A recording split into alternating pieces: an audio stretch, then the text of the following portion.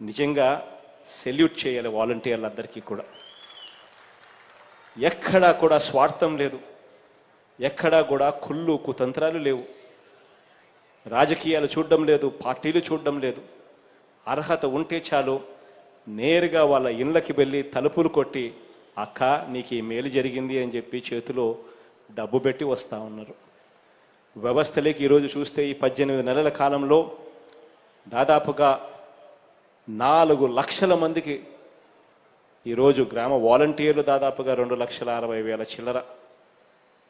గ్రామ సచివాలయాల్లో పనిచేస్తూ ఉన్న వాళ్ళు పిల్లలు 1,30,000 మంది.